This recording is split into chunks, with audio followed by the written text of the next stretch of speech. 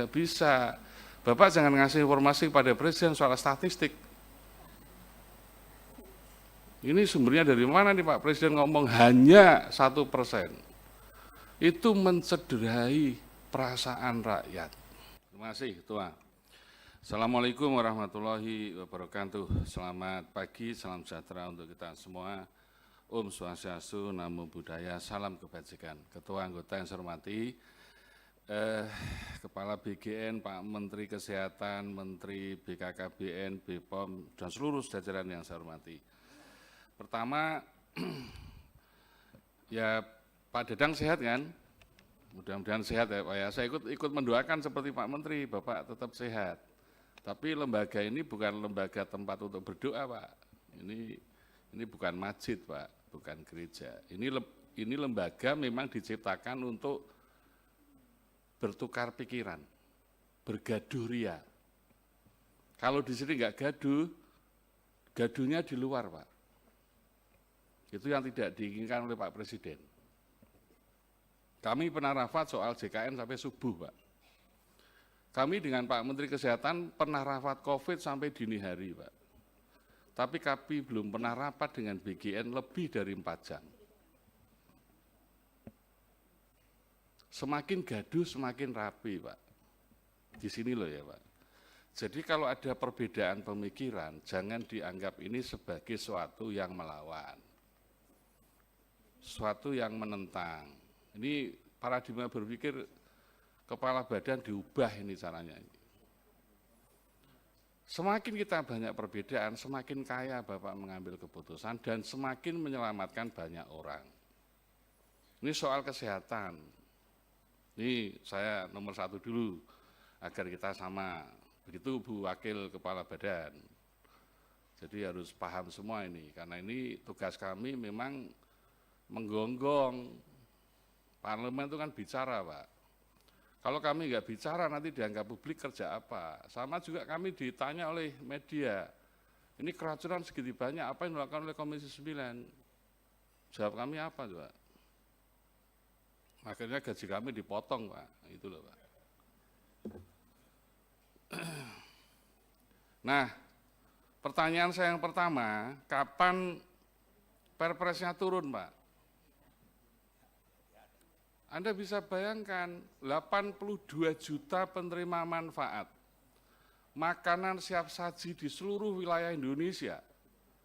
Kalau Anda nggak punya Perpres, bagaimana Anda mau melibatkan Kementerian Lintas Sektoral dan pemerintah daerah? Ini mau sampai kapan ini turunnya ini? Ya pasti gaduh Pak, yang buat gaduh Anda sendiri. Kami sudah mengingatkan beberapa kali, kapan Perpresnya turun? Tolonglah ini. Yang pertama. Yang kedua, Bapak melanggar banyak Pak. PP 86 2019 sudah kita ingatkan. Tadi Badan POM mengingatkan kembali. Lalu Permenkes 14 2021. Lalu PMK nomor 2 tahun 2023. Yang semuanya ini menuntut sebelum SPPG itu diberikan izin harus memenuhi standar kesehatan dan keselamatan pangan. Ini mohon Pak diperhatikan betul Pak. Jadi standar kesehatan dan keselamatan pangan itu syarat mutlak tidak bisa ditawar. Karena semakin standar ini enggak dipenuhi, berkorelasi positif dengan keracunan. Itu loh Pak ini ya. Oleh karena itu tidak bisa keracunan itu dibandingkan dengan statistik Pak. Enggak bisa. Bapak jangan ngasih informasi kepada Presiden soal statistik. Ini sumbernya dari mana nih Pak Presiden ngomong hanya 1%. Itu mencederai perasaan rakyat.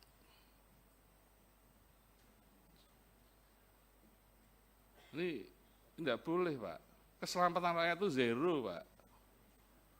Seperti Kepala BPOM tadi.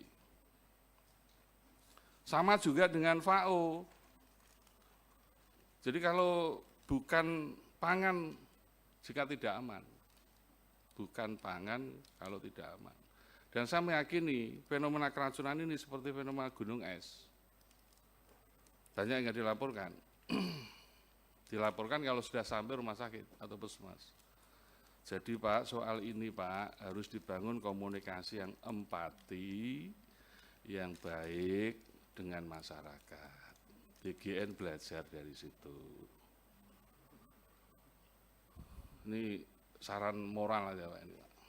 Tugas kami ini hanya mengingatkan Pak. Sehingga kalau bicara standar kesehatan selatan pangan, satu, sertifikasi layak higienis sanitasi. Yang ngomong siapa? KSP sendiri loh Pak, bukan kami di Komisi 9, baru 36 dari 8.000 yang punya SLHS. Kami ini enggak ngomong loh, jangan dituduh.